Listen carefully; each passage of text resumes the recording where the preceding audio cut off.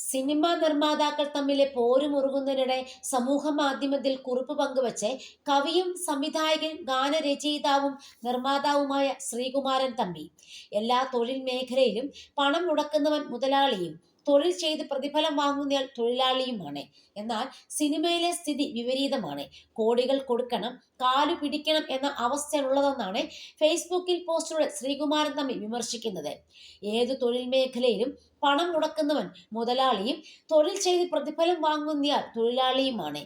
എന്നാൽ സിനിമയിലെ സ്ഥിതി വിപരീതമാണ്. അവിടെ പണം മുടക്കുന്നയാൾ തൊഴിലാളിയും വലിയ പ്രതിഫലം വാങ്ങി ജോലി ചെയ്യുന്ന താരം മുതലാളിയുമാണ്. കോടികൾ കൊടുക്കണം, കാലു പിടിക്കണം എന്ന അവസ്ഥ.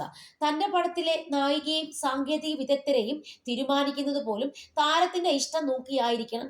അഭിനേതാക്കൾ സ്വന്തമായി പടമെടുക്കരുതെന്ന് ഞാൻ ഒരിക്കലും പറയില്ല. തീർച്ചയായും അവർ നിർമ്മാണ രംഗത്ത് വരണം. എങ്കിൽ മാത്രമേ നിർമ്മാതാവിന്റെ അവസ്ഥ അവർക്ക് മനസ്സിലാക്കൂ. കവി എന്ന നിലയിലോ സംവിധായകൻ എന്ന നിലയിലോ അല്ല ഞാൻ ഈ പോസ്റ്റ് ഇടുന്നത്. 2 ഡസനിലേറെ സിനിമകൾ സ്വന്തമായി നിർമ്മിച്ച് ധനനഷ്ടവും അവഹേളനവും സഹിച്ച ഒരു നിർമ്മാതാവ് എന്ന നിലയിലാണ്.